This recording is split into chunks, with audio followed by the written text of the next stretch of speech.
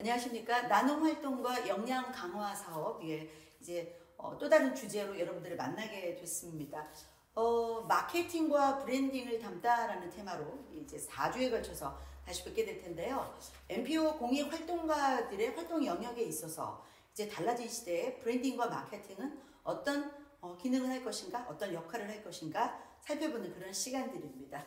4주에 걸쳐서 좀 더 새롭게, 좀 더 창의적인 그런 아이디어를 서로 나누는 기회가 됐으면 좋겠습니다. 자, 본격적인 강의를 해주실 분을 모시겠습니다. 오늘도 3교시에 걸쳐서 함께 하실 텐데요. 오늘 마케터 문영호 씨 모시고 재미있는 강의부터 들어보시겠습니다. 예, 안녕하세요. 문영호입니다. 오늘 제가 마케팅과 사람이라는 주제에 관해서 강의를 맡게 됐는데, 일단 간단히 제 소개부터 드리고 시작하도록 할게요. 저는 대학교에서 마케팅을 전공을 했고, 그리고 운 좋게 저기서 이렇게 강의 요청을 주셔가지고 마케팅 강의도 하고 있고 브랜딩 컨설팅도 하고, 실제로 영어 학원을 운영하면서 마케팅과 브랜딩을 담당하고 있고, 실은 자그마한 식당도 운영하면서 마케팅과 브랜딩을 담당하고 있습니다. 그래서 제 삶의 거의 대부분이 마케팅과 브랜딩에 관해서 시간을 쓰고 있고, 최근에는 브랜딩에 관한 책을 쓰기도 했고, 아무튼 간단한 저의 소개는 여기까지 마치고, 제가 오늘 그 강의 내용을 받은 게 마케팅에 관한 건데, 재밌는 얘기를 하나 해드릴게요. 제가 부산에 있는 핀테크 기업을 대상으로 마케팅 강의를 한 적이 있는데, 그때 정말 재밌게도 온 회사 분들이 오셨는데, 대표님이랑 팀장님이랑 그 회사 막내랑 마케팅팀 막내랑 같이 오셨어요. 그래서 제가 마케팅이 뭔가요? 라고 질문을 한 적이 있어요. 대표님께서 말씀하시기에는 마케팅은 많이 파는 거다. 그리고 팀장님은 마케팅은 포장하는 거다. 그리고 막내는 정확히 기억은 안 나는데 뭔가 다른 얘기를 하셨어요. 근데 제가 생각하는 그 조직이라는 곳은 하나의 목표를 가지고 최선을 다하는 것이 조직인데, 조직 구성원들이 각기 다른 생각을 갖고 있으면서 최선을 다한다는 게 좀 말이 안 되잖아요.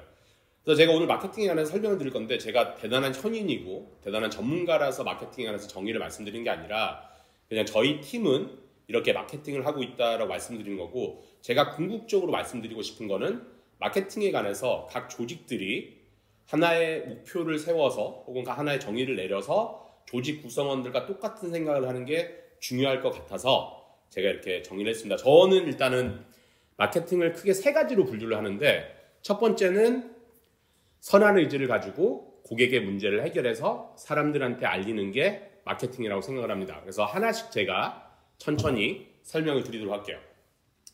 여러분 중에 극한직업이라는 영화를 보셨을 거예요. 여러분, 극한직업이라는 영화를 왜 보신지 아세요? 제가 이렇게 강의 다니면서 물어보면은 이렇게 얘기하세요. 재밌어서요. 그냥 친구들이 재밌다고 하던데요. 근데 저희가 물론 극한직업이라는 게 우리가 이제 마케팅 용어로 저가녀 상품이라고 하는데, 물론 비싼 상품은 아니에요. 근데 저희가 그 극한직업을 고를 때 보면은 사람들이 그렇게 막 많은 고민을 하지 않아요. 제가 항상 질문을 많이 하는데, 여러분, 소비자는 똑똑할까요? 안 똑똑할까요? 라고 물어보면은 뭐 다양하게 얘기하세요. 어느 분은 소비자는 똑똑하다, 소비자는 똑똑하지 않다. 물론 똑똑하다는 표현도 좀 주관적이긴 한데, 제가 한번 얘기를 해볼게요. 만약에 소비자가 영화를 선택을 할 때 주위에 이런 분들 거의 못 보셨을 거예요. 감독이 누구지? 주연이 누구지? 조연이 누구지? 감독과 주연의 케미가 맞을까? 주조연의 케미가 맞을까? 감독의 이전 작품이 뭐지? 막 시나리오 구에다가 이 영화 이거 잘 감독이 표현할 수 있게 이렇게 안 보잖아요. 저희는 영화를 선택을 할 때 그냥 제가 크게 3가지를 말씀드릴게요. 첫 번째, 밴드웨건 효과랑 손실 회피 성향이랑, 그다음에 하나는 좀 갑자기 기억이 안 나는데, 일단 하나 말씀드리면은, 저희가 밴드웨건 효과라고 하는데 소비자들 중에 그게 있어요. 많은 사람들이 앞에 가면은 그냥 무의식적으로 쫓아가는 게 있어요. 그래서 사실 마케팅 이런 데 하시는데 보면, 광고 같은 데 보면은 뭐 매출 1위, 그다음에 시장 점유율 1위라고 하는 것들이 사실은 많은 사람들이 선택을 했으니까 여러분도 선택을 해주세요라고 사실 그걸 이용을 하는 거고, 두 번째는 이제 인간들의 손실 회피 성향인데, 사람들은 손해를 안 보고 싶어하는 그런 심리가 있어요. 그래서 재밌게도 많은 사람이 선택했으면 내가 손해를 보지 않았으리라. 이제 내가 아까 말하고 싶었던 게 기억이 나는데, 인지적 구두쇠라는 표현이 있어요. 사람들은 의사소통을 할 때 많은 정보를 가지고 의사를 결정하고 싶지 않아요. 그냥 작은 정보를 가지고 빨리 결정하고 싶은데, 이런 심리들이 축약이 된 게 우리가 영화를 선택할 때 그 심리가 그대로 반영되는 거예요. 여러분 생각했을 때 우리가 영화를 볼 때 그냥 선택을 했을까요? 아니면은 아까 제가 말씀드린 대로 감독을 보고 주연을 보고 조연을 보고 선택을 했을까요? 뭐 똑똑하다 안 똑똑하다는 여러분의 결정에 맡기겠는데 인간들의 의사결정이 그렇게 복잡 다단하게 결정을 하는 경우는 많이는 없습니다. 그리고 여러분들한테 또 드리고 싶은 말씀이 뭐냐면은 우리가 사륜구동이라고 하는데 SUV 같은 거 그 차를 보면은 원래 그 차의 목적은 대부분 오프로드용이에요.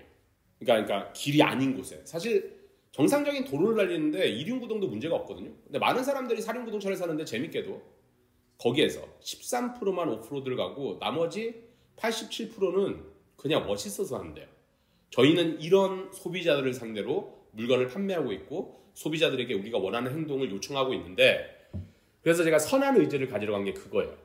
소비자들한테 우리가 약간의 소비 심리를 알고 그다음에 소비자가 어떻게 구매 의사결정을 하는지 알고 속이지 말라는 거죠. 그러니까 저희 팀원들한테 저희가 의도적으로 넣은 게 이거예요. 우리가 마케팅을 공부하고 브랜딩을 공부하다 보면은 누군가는 선한 데 쓰는데 누군가는 옳지 않은 데 쓰니까 그래서 저는 마케팅을 정의할 때 가장 중요하게 생각하는 게 선한 의지를 가지라고 얘기를 하고 싶어요. 그다음에 두 번째는 제가 마케팅을 되게 좋아하는 이유가 뭐냐면은 저는 사실 제 소개를 항상 할 때 이렇게 항상 표현을 해요. 제 두 딸이 마케터가 됐으면 좋겠다고 생각하는 마케터 문영호입니다라고 제가 보통 소개를 하거든요.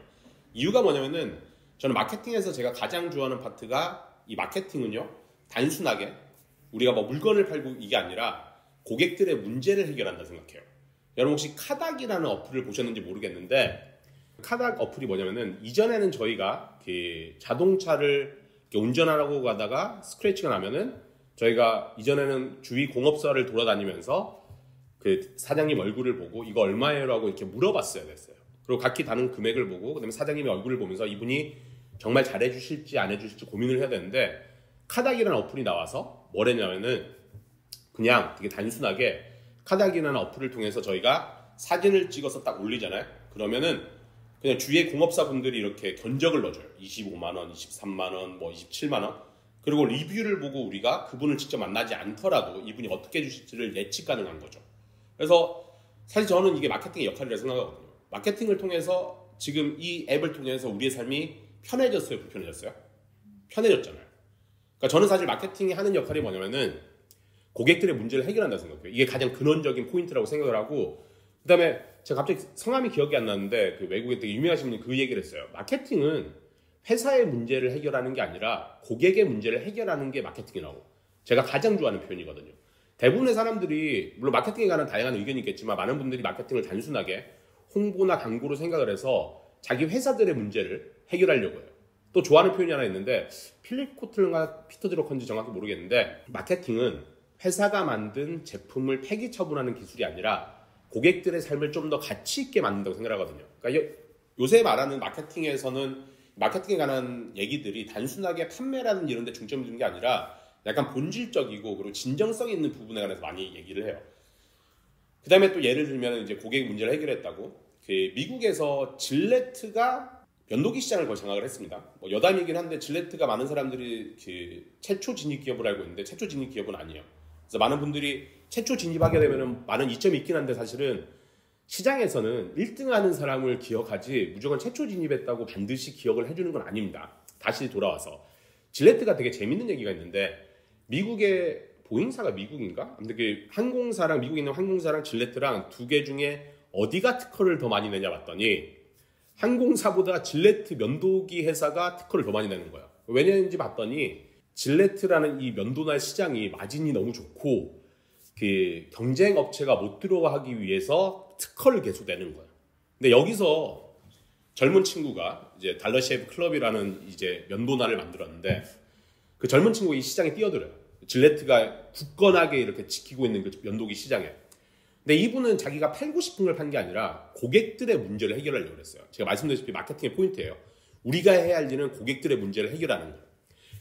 여기 면도기 시장에 보니까 두 가지의 큰 문제가 있었는데 하나는 뭐였냐면은 면도날 값이 비싼 거예요.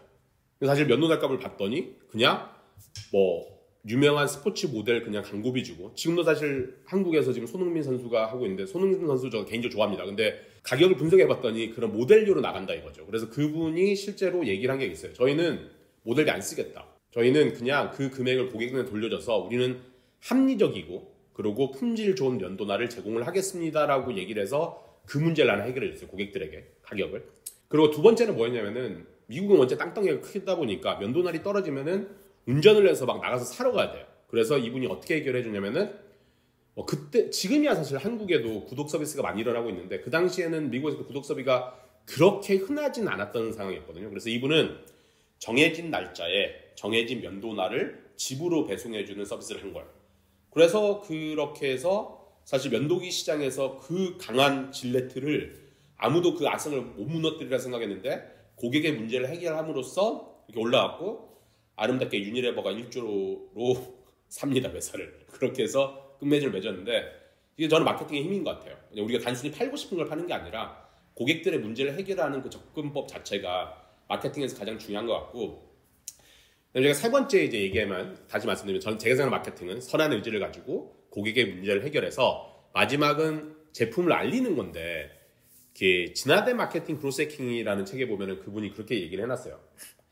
많은 사람들이 갖고 있는 오류 중에 하나가 있는데 꿈의 구장 오류라는 표현을 쓰세요. 뭐라고 얘기하냐면은 그 내용이 뭐냐면은 많은 스타트업계나 아니면 많은 회사들이 갖고 있는 생각인데 좋은 제품을 우리가 할 일은 오로지 좋은 제품과 서비스를 만드는 것이며 좋은 제품을 만들면 고객들이 알아줄 거고 입소문이 나고 언젠가는 구매를 해줄 것이다.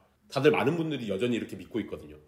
저도 동의는 해요. 우리가 해야 될 일은 당연히 좋은 제품과 서비스를 만들어야죠. 근데 중요한 거는 우리가 적극적으로 알리지 않으면은 고객들에게 우리의 브랜드를 인지시키기가 되게 힘들어요. 재밌는 얘기 될까요?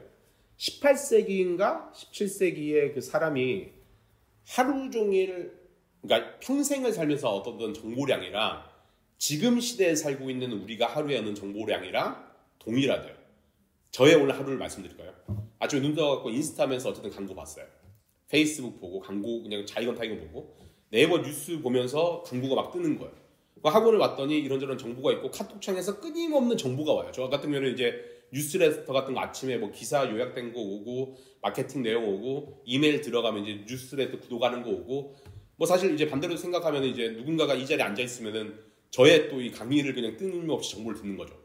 여러분의 브랜드를 알린다고 한들 정보의 휘발성이라고 얘기했는데 엄청 빨리 정보가 날아가기 때문에 더 이상 이렇게 여러분의 브랜드를 인지시키기가 되게 어려워요. 중요한 거는 시대가 변한 것도 있죠. 되게 재밌는 게 맛집 하시는 분들한테 올해 한 2, 3년 전통을 자랑하시는 노포하시는 분들한테 제가 물어봐요. 저도 식당을 하고 있으니까. 연세도 좀 많으시겠죠. 사장님 마케팅 어떻게 하죠? 라고 하면 그 얘기하세요. 아 무슨 마케팅이야. 그런 거 쓸데없어. 그냥 잘 만들기만 하면 돼. 맛있으면 돼. 30년 전 얘기입니다. 되게 슬프게도 우리나라 치킨집 전체 국내 수보다 전 세계 맥도날드 가맹점 수보다 우리 치킨집 수가 더 많아요. 그러니까 이렇게 브랜드가 많은데 그냥 저희는 맛있는 거 할래요? 절대 알려지지 않습니다.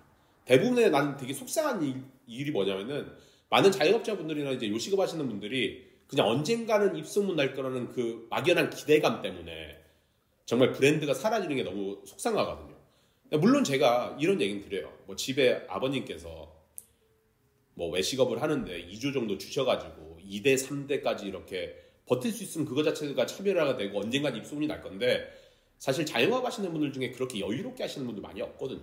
그러니까 우리가 해야 될 일은 적극적으로 우리를 알리는 일이 되게 중요해. 그러니까 그게 유료 광고가 됐건 아니면 우리가 인스타를 통해서 알리건 페이스북을 통해서 알리건 유튜브를 통해서 알리건 우리가 적극적으로 우리를 알리지 않잖아요. 그럼 고객들은 저희를 기억해주지 않습니다. 그래서 일단 꼭 이거 명심하셨으면 좋겠고 그래서 제가 일단 마케팅에 관해서 제가 대단하고 위대한 사람은 아니지만 제가 그냥 저희 팀에서 쓰는 거는 선한 의지를 가지고 고객의 문제를 해결해서 우리의 제품을 적극적으로 알리는 게 저희는 마케팅이라고 생각하고 저희 팀원들과 이걸 공유해서 모두가 그렇게 얘기를 하고 있고 그리고 저희는 이 부분에 관해서 얘기를 하는 거죠. 왜냐면은 사실 이거 똑같은 것 같아요. 만약에 저희가 일하는 친구들한테 집 지어라고 하면은 누군가는 양옥을 짓고 한옥을 짓고 펜션을 짓는데 이건 조직의 목표가 아니거든요. 조직은 같은 생각을 하고 그 하나의 목표를 위해서 달리는 거. 그래서 제가 마케팅을 정했다고 말씀을 드렸습니다. 일단은 여기까지 하고 제가 이제 고객들에 관해서 이제 말씀을 드리고 싶은데 제가 사람이라는 표현을 쓰긴 했는데 고객들에 관해서 얘기를 드리고 싶어요. 그 고객들에 관해서 얘기를 하면은 이런 얘기 하세요. 고객 맨날 고객 하는데 고객을 왜요라고 하는데 고객이요 이전보다 훨씬 더 중요해졌어요. 제가 이제 설명을 드릴게요. 크게 우리가 고객들에 관해서 더 관심을 가져야 되는 이유가 세 가지가 더 있는데 하나는 일단은 저희가 공급 과잉 시대라는 표현을 써요. 그러니까 옛날에는 이랬어요. 생산자가 이만큼 있으면은 소비자가 이만큼 있었어요. 그러니까 수요와 공급을 봤을 때 공급이 이만큼 있고 수요가 이렇게 있었기 때문에 생산자들의 파워가 강했어요. 기억나실걸요? 옛날에 식당 가서 잘 되는 집 좀 불친절하고 그래도 장사됐어요. 그럼 뭐 옛날에 뭐 사실 그 기업체들이 그렇게 고객들을 위해서 그렇게 애쓰지 않았습니다. 근데 지금은 웬만하면 다 친절하고 잘해줘요. 이유가 뭔지 아세요? 파워가 생산자에서 소비자로 넘어갔기 때문이에요. 그러니까 이전에 우리가 고객을 뭐 7만큼 사랑했다면 지금 한 14만큼 더 신경을 써야 되는 거예요.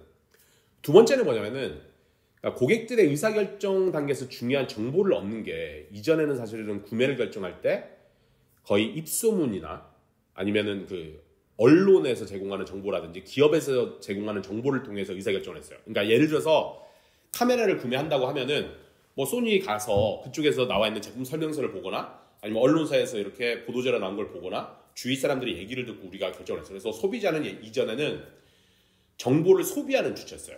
근데 시대가 바뀌면서 보면은 소비자 자체가 미디어가 됐어요. 소비자 자체가 정보를 생산할 수 있게 된 거예요.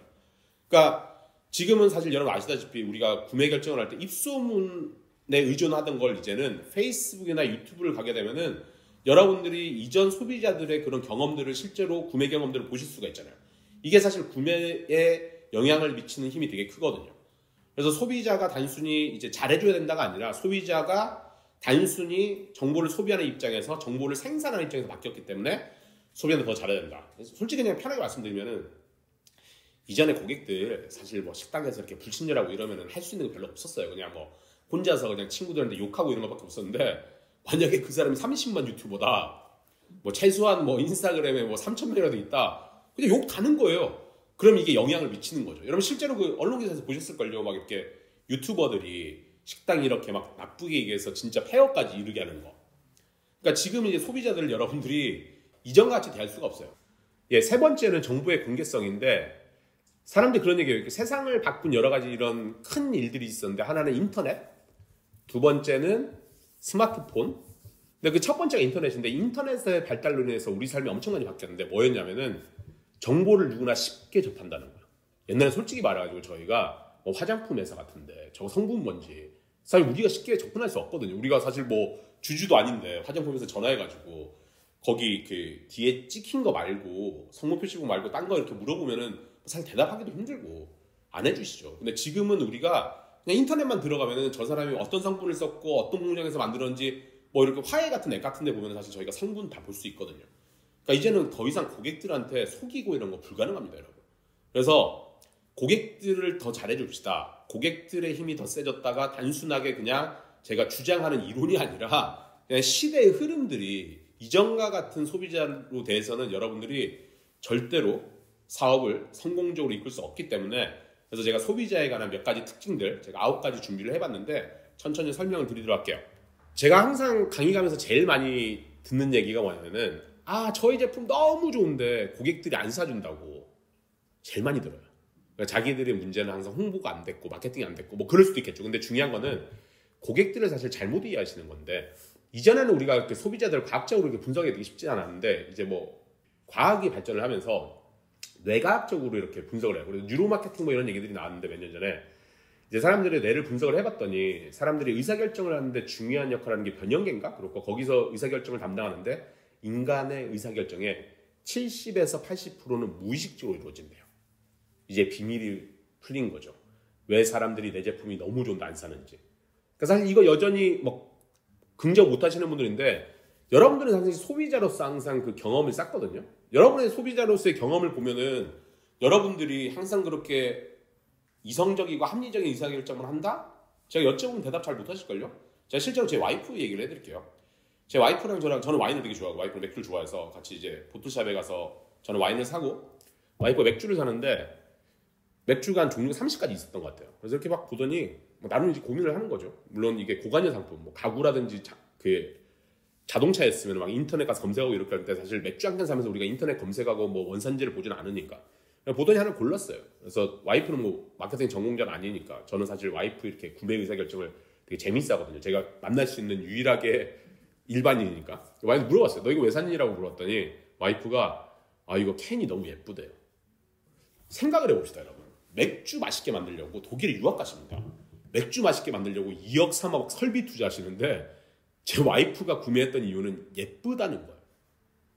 그러니까 이게 소비자들이 이렇게 의사결정합니다. 과학적으로 사실 예쁨과 맥주 맛을 과학적으로 증명하는 거 제가 알기로는 이거 증명하기 힘들걸요. 근데 소비자들은 이렇게 구매를 하세요. 그래서 여러분들 되게 중요하게 생각이 된다면 소비자는 감정을 바탕으로 의사결정을 한다. 그 백종원 아저씨도 이런 비슷한 얘기를 하셨는데 그 음식점 하시는 분들이 맛집을 가서 비결을 못 배우는 이유가 있대요. 그게 뭐냐면 되게 재밌는 게 인간들이요. 음식점을 선택할 때 맛이 차지하는 비율은 30%래요. 사실 저는 그 전방위적으로 마케팅에서 통용된다 생각하는데 사실 그 제품 본질 자체가 구매 의사결정에 차지하는 비율은 저도 개인적으로 한 30% 정도로 보거든요. 그러니까 백종원 대표님이 하신 얘기일 거예요. 맛집을 가서 이제 저같이 음식점 하는 사람들이 맛집에 이제 줄 서가지고 음식점 하는 사람 아닌 척하고 이렇게 일반인처럼 가가지고 줄 서가지고 이제 딱 음식이 나오면 이제 먹어봐요. 재료 못 썼네. 그리고 막 화장실 가면서 막 그 패키지 막 봐요. 어디 거 썼는지 막 그러면 재료는 어디서 받았는지 보고. 대부분 결론이 어떻게 나는지 알아요? 우리 가게가 더 낫네. 우리 가게가 더 좋네라고 하는데 맛이 차지하는 비율이 30%라니까요. 70%를 못 보고 가요. 70% 뭔지 알아요? 가게 인테리어, 친절함, 인스타그램에 찍어서 얼마나 잘 나오는지, 뭐 사실 그 대표님의 마인드 이걸 못 보고 30%만 보고 오는 거예요. 그래서 사실 그 제가 이제 컨설팅하거나 이렇게 강의에서 만나는 대표님들도 그 얘기 하시거든요. 저희 제품 너무 좋아요라고 하는데 다른 회사는 그냥 운이 좋다고 얘기하는데 아니요. 패키지에 얼마나 신경을 썼는지, 인스타그램 어떻게 운영을 하는지, 그리고 얼마나 진정성을 담아서 고객 서비스를 하시는지 그걸 봐야 되는데 오로지 제품만 보는 거예요. 왜? 고객들은 오로지 제품만 보고 구매한다고 생각하니까. 여러분 솔직히 말씀드려가지고 엄청 지저분한데 엄청 맛있는 식당 가실 것 같아요? 안 갑니다. 여러분들도 제품 자체만 보고 구매를 결정하지 않아요. 근데 많은 사람들이, 고객들이 제품만 보고 구매를 결정할 거라 생각을 하는 거죠. 그래서 드리고 싶은 말씀은 고객은 반드시 논리적인 이유나 이성적인 이유만으로 구매를 결정하지는 않는다. 두 번째 드리고 싶은 말씀은 이제 솔직히 말씀드리면은 그 무기가 되는 스토리라는 책에 나오는데 고객들한테 우리가 얘기할 때는 생산자 입장에서 얘기하면 안 되고 무조건 고객의 본인의 삶과 관련된 이야기를 해야 돼요. 그래야 고객들은 우리의 제품을 구매를 합니다. 고객들은요 생산자의 그런 자질구레한 얘기에 관심 없어요. 여러분 잘 볼게요. 제가 물을 이제 팔 거예요. 물을 팔 건데 하나의 커뮤니케이션 방법은 여러분 이 물 프랑스에서 갖고 왔어요랑 하나는 갈증 나시죠. 이 물은 여러분의 갈증을 해소시켜 드립니다. 어디가 더 끌리세요? 갈증이에요. 고객들은요 자기의 삶에 관련된 얘기를 듣고 싶어요. 근데 많은 그 분들이 실수하시는 게 우리 제품은요 제가 열심히 만들었고요 정말 최선을 다했고요. 고객들이 크게 그렇게 관심 없거든요. 사람들은 일단 원칙적으로 고객들은 이 제품의 구매로 인해서 내 삶에 어떤 긍정적인 영향을 끼칠 건지에 관해서 관심을 가집니다. 그 다음에 세 번째 제가 드리고 싶은 말씀은 고객들은 사회에 긍정적인 영향을 끼치는 회사를 좋아합니다. 물론 이전에는 아니었는데 제가 이제 마지막 강의 시간에 ESG에 관해서 얘기를 할 건데 오늘은 이제 맛보기로 간단히 말씀드리면은 저희가 오뚜기가 있었잖아요. 오뚜기가 물론 아시는 분들 알겠지만 뭐 여러 가지 이야기겠지만 일단은 표면적으로 드러난 건 오뚜기가 되게 착한 회사라고 얘기를 했고 사람들은 그 오뚜기라는 브랜드를 좋아하기 시작했어요. 그러니까 이전 같은 경우는 그냥 제품만 봤거든요. 근데 이제 사람들이 보는 게 뭐냐면 제품을 넘어서서 브랜드가 갖고 있는 가치나 신념에 관해서 관심을 가집니다. 파타고니아인지 프라이딱 같은 이런 브랜드들이 사람들이 좋아하는 이유는 단순하게 제품에 관한 이야기를 하는 게 아니라 제품을 넘어서서 환경에 대한 가치나 신념에 관한 얘기를 하기 때문에 고객들의 선택을 받을 수 있는 거예요. 그래서 고객들은 사회에 긍정적인 영향을 끼치는 제품을 좋아한다. 네 번째 제가 준비한 거는 고객은 당연히 나를 알아주는 회사를 좋아한다. 당연한 건데 여러분 이제 마케팅 하시거나 창업하시고 여러분이 만약에 제품이 잘 안 팔릴 때가 있어요. 그럴 때는 제가 해결하는 방법인데 고객에게 물어보세요. 그러니까 되게 쉽게 얘기해서 햇반 아시죠? 햇반이 되게 재밌었던 게 뭐냐면은 햇반이 처음에 햇반을 이렇게 만들었을 때 당연히 이제 타겟 자체가 이제 직장 생활을 하는 엄마 아빠겠죠. 그래서 밥을 간단히 데워 먹었으니까 편안한 밥이라고 이제 마케팅 메시지를 정했어요. 근데 생각을 해봅시다, 여러분. 그런 CJ라는 큰 회사에서 만드는데 뭐 시장 조사 안 해봤겠어요. 뭐 어느 날 갑자기 사장이 눈 떠가지고 오늘 우리 CJ 뭐 햇반 한번 만들어 볼까 이렇게 하지 않거든요. 시장 조사도 해보고 여러 가지 이렇게 분석을 해봤는데 충분히 시장에서 먹힐 거라고 생각을 하고 알다시피 기존에는 없었기 때문에 제가 알기로는 뭐 막대한 시설비를 투입해서 그 햇반을 만들었어요. 근데 중요한 거는 시장에 출시를 했더니 안 팔리는 거예요. 그래서 어떡하지? 왜 안 팔리지? 물론 회사 내에서 이제 뭐 책임 뭐 이렇게 막 했겠죠. 아무튼 그래서 이제 고객들을 그냥 모셨던 거예요. 왜 안 드시냐 물어봤더니 고객들이 그 얘기를 하는 거예요. 한국이라는 사회가 참 재밌는데 우리가 보통 이렇게 안 친한 사이라도 저 같은 경우에 이제 강의를 다니는데 제가 태어나 처음 보는 담당자분들도 한 2시쯤 가면요. 태어나 처음 봤는데 저보고 어머 뭐 안녕하세요 뭐 전 누구입니다라고 식사하셨어요라고 물어봐요. 나랑 태어나 처음 보는데. 그다음에 제가 강의하다가 이렇게 좀 친해지고 제가 질문하고 이렇게 받아주고 이러면은 이분들이 저한테 다음에 식사를 함께 하시죠. 우리는 평생 하지 않을 거지만 서로 악수하면서 다음에 식사 함께 해요라고 이렇게 헤어져요. 한국에서 밥이 되게 중요한데 이분들이 그걸 간과한 거죠. 그러니까 나가서 일해서 아이들과 시간을 많이 못 보내서 죄책감을 느끼는데 밥까지 사 먹이기가 미안했던 거예요. 그래서 되게 간단한 게 되게 재밌는 게 여러분 포장도 안 바꾸고 내용물도 안 바꾸고 오로지 메시지만 바꿨어요. 편안한 밥에서 미안해하지 않아도 될 만큼 잘 만들었습니다라고 메시지만 바꿨을 뿐인데 매출이 엄청 올라가죠. 그래서 오뚜기하고 돈도 들어온 거예요. 그러니까 사실 문제를 해결하는 방법 중에 우리가 고객을 이해를 해야 되는데 고객은 고객의 마음을 헤아려주는 제품을 좋아해요. 그러니까 똑같은 제품이더라도 말하는 방식이잖아요. 이해하시겠죠? 그래서 이제 5번째를 말씀드리면은 제가 사실은 강의 다니면서 제일 이 얘기를 많은 분들이 되게 반응을 좋아하시는데 사실은 이거는 제가 처음 접한 거는 이건희 회장님의 얘기하면서 업의 본질이라는 얘기인데 제가 쉽게 표현을 해드릴게요. 저는 식당을 하고 있는데 식당 같은 경우는 누군가 물어보면 외식업이에요. 그죠? 외식업인데 제가 진짜 파는 게 뭔지를 고민을 해보면은 저는 이제 저녁 장사만 하니까 식당에 오시는 분들이 과연 밥만 먹으러 올까? 점심 때는 그럴 수 있어요. 근데 저녁 식사하러 오시는 분들 중에는 만약에 밥만 필요하다면 사실 배달 음식 시켜 먹을 수도 있잖아요. 근데 재밌게도 저녁에 오시는 분들은 보통 두 부류인데 한 분은요. 좋아하는 사람들과 행복한 시간을 보내기 위해서 와요. 또 한 부류는 부장님, 과장님한테 깨지고 여자친구, 남자친구랑 헤어지고 친구랑 힐링 받으려고. 그래서 저희는 업의 본질을 이렇게 정했어요. 단순하게 외식업이 아니라 소중한 사람들과 행복한 시간을 보낼 수 있는 곳이라. 이렇게 업의 본질들에 관해서 보면 되게 재밌는데 저는 영어학원을 하거든요. 근데 영어학원을 해서 사람들이 저한테 물어봐요. 너는 무슨 업이니라고 하면은 제가 저요? 옛날에 이렇게 얘기했죠. 교육 서비스업이요. 근데 가만히 생각해 보니까 영어를 배우러 온 사람들 중에 영어만 배우러 오는 사람 없어요. 이민도 가고 싶고 유학도 가고 싶고 외국인 친구도 만나고 싶고 세계 여행도 가고 싶고 석사 박사에서 교수도 되고 싶고 자기 꿈을 이루고 싶은 거예요. 저희 같은 경우는 이제 물어보죠. 무슨 업입니까? 라면은 표면적으로는 교육 서비스업이긴 한데 사실 누군가의 꿈을 이뤄주는 일을 하고 있다고. 그렇게 저는 소비자들한테 이렇게 커뮤니케이션 하거든요. 사실 여러분도 입장과 생각해 보세요. 영어 잘 가르쳐요라고 얘기하는 것과 저희는 여러분의 꿈을 위해서 노력한다고. 스타벅스의 성공에 관해서 물론 여러분 성공이라는 게 딱 한 가지의 이유만으로 이렇게 귀결되는 경우는 거의 없는데 스타벅스의 성공에 관해서 많은 분들이 얘기를 하시죠. 그분 중에 여러분 중에 한 분이 했던 얘기가 기억이 나는 게 뭐냐면은 스타벅스가 잘했던 거는 자기 업의 본질을 되게 잘 찾았다. 그러니까 하나는 뭐냐면은 그러니까 제1의 공간이라고 하면은 보통 가정, 제2의 공간은 학교나 직장, 제3의 공간이라고 스타벅스는 스스로 정한 거죠. 그래서 사람들이 편하게 시간을 보낼 수 있도록 했고 맛있는 커피와 함께 이제 와이파이도 제공해주고 편안한 소파도 제공해주고 그다음에 뭐 편안한 좌석을 제공을 해주니까 사람들이 시간을 보낼 수 있었던 거죠. 그래서 누군가는 그 성공 비결을 업의 본질을 잘 파악을 했다. 그래서 이제 저 같은 경우는 컨설팅을 다니다 보니까 저는 화장품 대표님이랑 이런 얘기를 했었어요. 항상 저는 이제 브랜딩 작업을 할 때 제일 먼저 하는 게 제품이고 뭐가 다 빼고 일단은 우리가 진짜 고객들에게 전달하는 가치관에서 먼저 찾거든요. 그래서 대표님 화장품을 만드시니까 무슨 업이세요? 그랬더니 대표님이 저희 뭐 화장품 판매업이죠. 그랬더니 제가 그렇게 한번 접근을 해봤어요. 대표님 화장품을 파는 걸 봤는데 우리가 좀 본질적으로 생각을 해봤을 때 누군가가 막 피부 때문에 스트레스 받고 막 대인 관계에 막 깊이가 생기고 이랬는데 대표님이 잘 만든 화장품을 내서 피부가 좋아져서 자존감이 높아지면은 대표님은 그냥 화장품을 파는 게 아니라 대표님은 누군가의 자존감을 높이는 일을 하고 있다고. 들어보니까 그럴듯하거든. 그리고 사실 이게 우리 조직 구성원들의 동기부여도 되게 좋아요. 여러분 매출 10억 합시다 10억 합시다 이런 거보다 여러분 더 많은 사람들의 자존감을 우리가 높여줍시다. 우리의 좋은 제품으로. 우리는 그래서 제품 개발도 더 열심히 해야 되고 우리는 이 좋은 제품을 더 많이 알려야 되고 저는 그래서 항상 고객들이 왜 사는지를 보거든요. 그래서 일단은 지금 정리하는 거는 고객은 음식점에 음식만 먹으러 가진 않는다.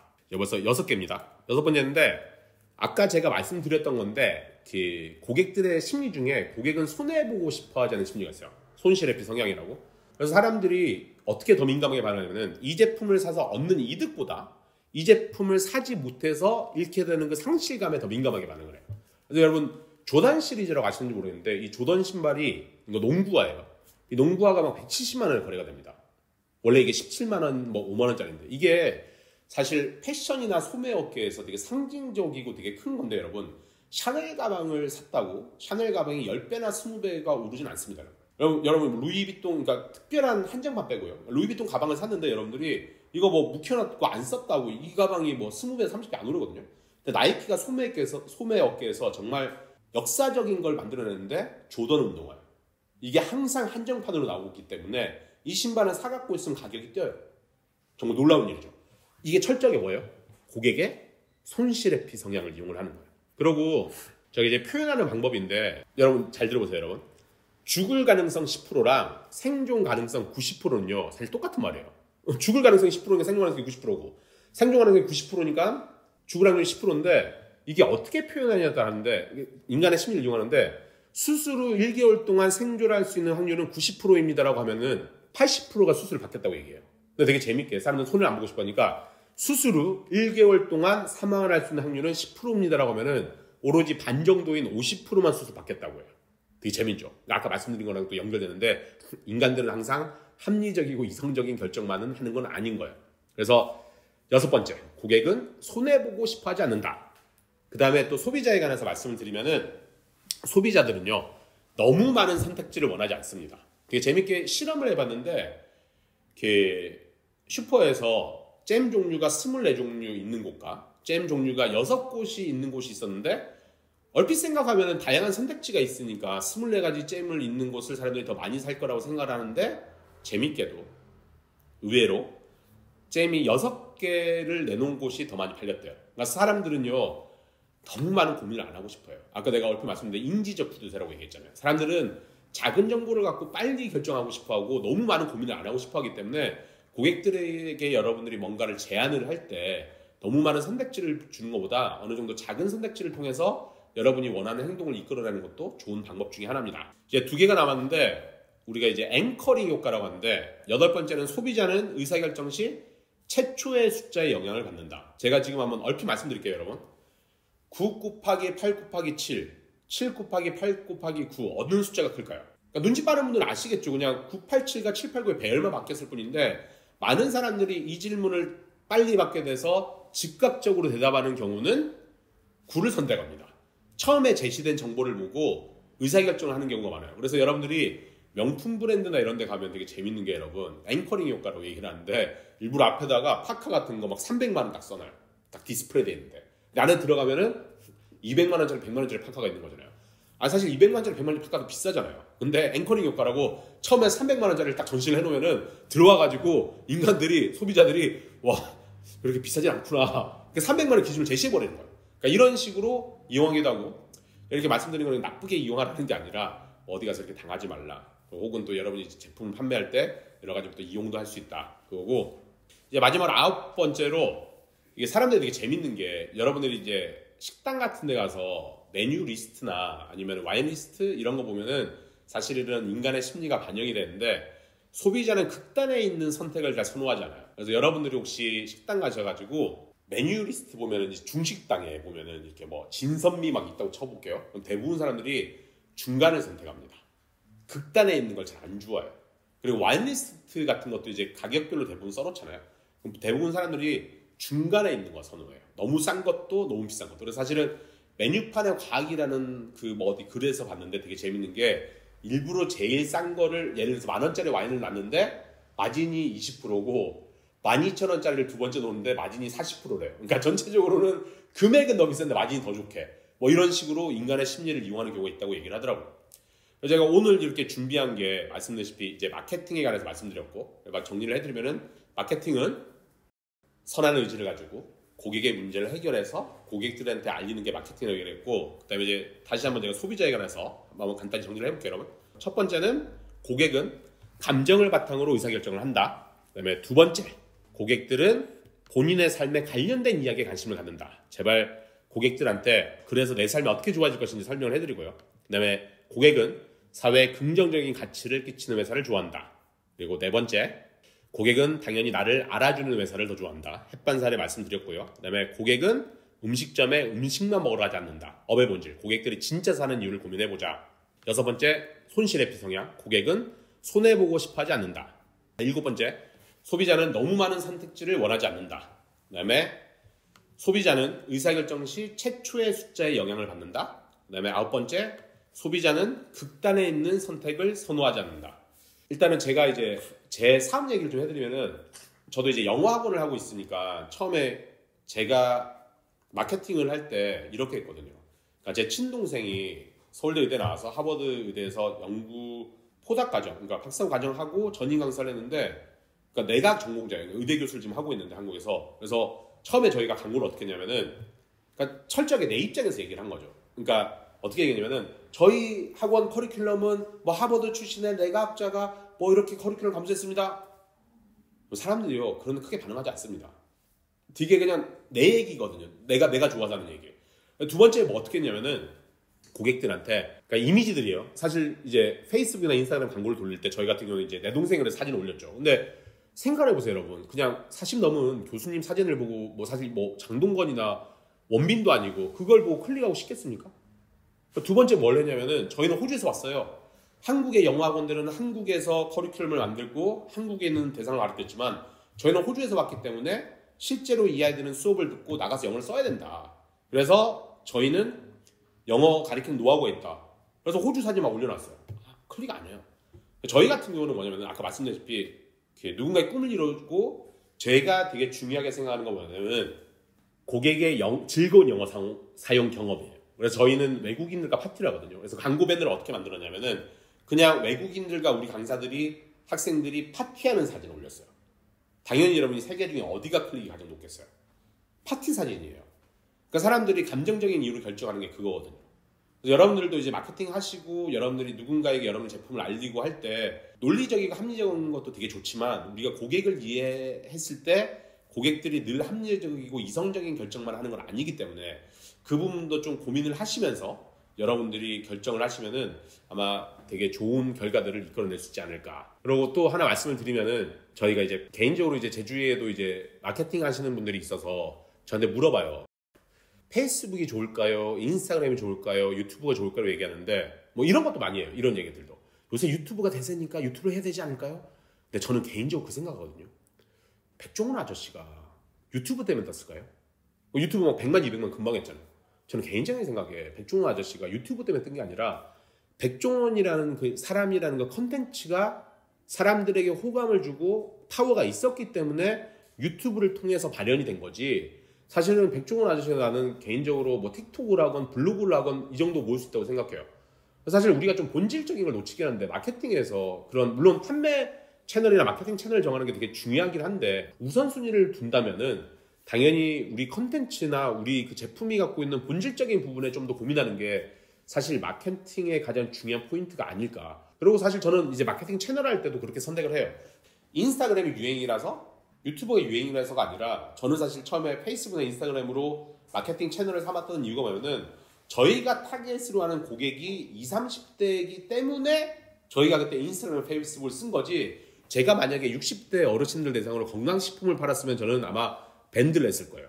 그러니까 그런 식으로 고객을 바탕으로 해서 마케팅 채널이 정해져야 되는데, 그냥 많은 사람들이 여전히 야, 유튜브가 대세래, 유튜브 해야지, 인스타가 대세래. 그러니까 그런 관점들은 뭐 그렇게 해서 성공하신 분도 있겠지만, 제 개인적인 관점은 일단 고객에 대한 이해를 먼저 하고 나서 마케팅 채널을 선택하는 게 맞지 않을까, 저는 개인적으로 그렇게 생각합니다.